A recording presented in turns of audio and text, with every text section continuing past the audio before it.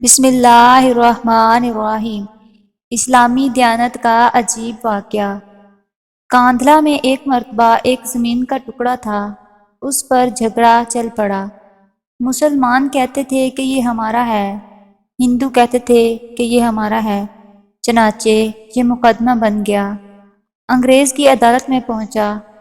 جب مقدمہ آگے بڑھا تو مسلمانوں نے اعلان کر دیا کہ یہ زمین کا ٹکڑا اگر ہمیں ملا تو ہم مسجد بنائیں گے۔ ہندوؤں نے جب سنا تو انہوں نے ضد میں کہہ دیا کہ یہ ٹکڑا اگر ہمیں ملا تو ہم اس پر مندر بنائیں گے۔ اب بات دو انسانوں کی انفرادی تھی، لیکن اس میں رنگ اجتماعی بن گیا، حتیٰ کہ ادھر مسلمان جمع ہو گئے اور ادھر ہندو اکٹھے ہو گئے، اور مقدمہ ایک خاص نوعیت کا بن گیا۔ اب سارے شہر میں قتل و غارت ہو سکتی تھی، خون خرابہ ہو سکتا تھا، تو لوگ بھی بڑے حیران تھے کہ نتیجہ کیا نکلے گا۔ انگریز جج تھا، وہ بھی پریشان تھا کہ اس میں کوئی صلح و صفائی کا پہلو نکالے، ایسا نہ ہو کہ یہ آگ اگر جل گئی تو اس کا بجھانا مشکل ہو جائے۔ جج نے مقدمہ سننے کے بجائے ایک تجویز پیش کی، کیا کوئی ایسی صورت ہے کہ آپ لوگ آپس میں بات چیت کے ذریعے مسئلے کا حل نکالیں؟ تو ہندوؤں نے ایک تجویز پیش کی کہ ہم آپ کو ایک مسلمان کا نام تنہائی میں بتائیں گے،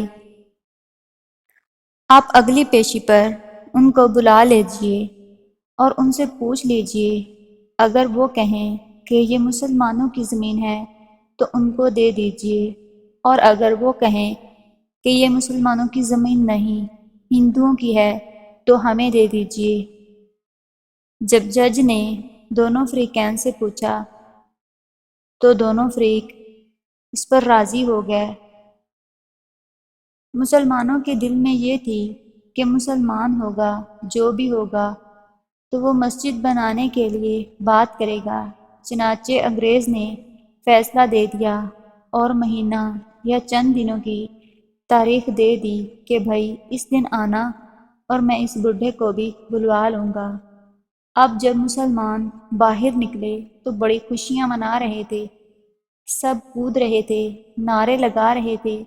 ہندوؤں نے پوچھا اپنے لوگوں سے کہ تم نے کیا کہا؟ انہوں نے کہا کہ ہم نے ایک مسلمان عالم کو حکم بنا لیا کہ وہ اگلی پیشی پر جو کہے گا اسی پر فیصلہ ہوگا۔ اب ہندوؤں کے دل مرجھا گئے اور مسلمان خوشیوں سے پھولے نہیں سماتے تھے، لیکن انتظار میں تھے کہ اگلی پیشی میں کیا ہوتا ہے۔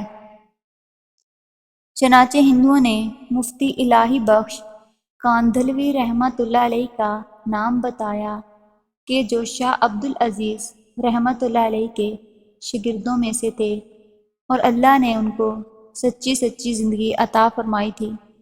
مسلمانوں نے دیکھا کہ مفتی صاحب تشریف لائے ہیں تو وہ سوچنے لگے کہ مفتی صاحب تو مسجد کی ضرور بات کریں گے۔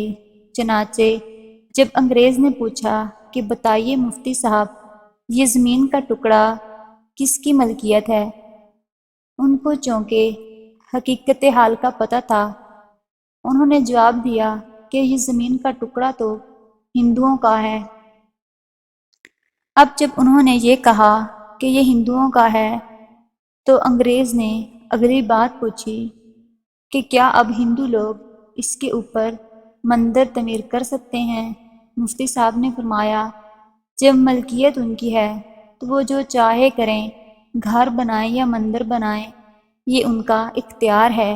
چنانچہ فیصلہ دے دیا گیا کہ یہ زمین ہندوؤں کی ہے، مگر انگریز نے فیصلے میں ایک عجیب بات لکھی۔ فیصلہ کرنے کے بعد لکھا کہ آج اس مقدمے میں مسلمان ہار گئے مگر اسلام جیت گیا۔